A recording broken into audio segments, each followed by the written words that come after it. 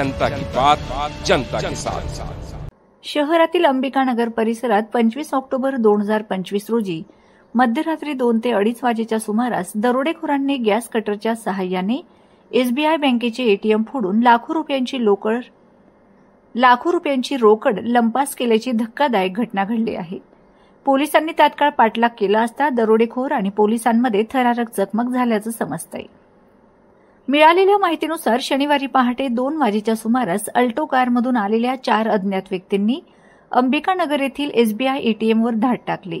त्यांनी गॅस कटरच्या सहाय्याने मशीन फोडून रोकड काढली। दरम्यान काही नागरिकांनी संशय आल्याने चौकशी केली असता दरोडेखोरांनी त्यांच्यावर पिस्तूल रोखून धमकी दिली।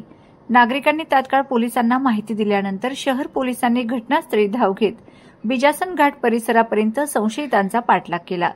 मात्र दरोडेखोर कार आणि रोकडसह फरार होण्यात यशस्वी झालेत। पोलिसांकडून परिसरातील सीसीटीव्ही फुटेज तपासण्याचे काम युद्ध पातळीवर सुरू असून विशेष पथकाची नियुक्ती करण्यात आली असून पथक संशयितांच्या शोधार्थ मध्य प्रदेशकडे रवाना झाले आहे। या घटनेमुळे शिरपूर शहरात खळबळ उडाली आहे।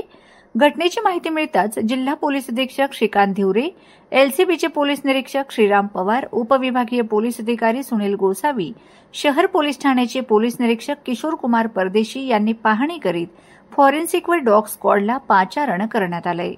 जनता की बात, जनता के साथ।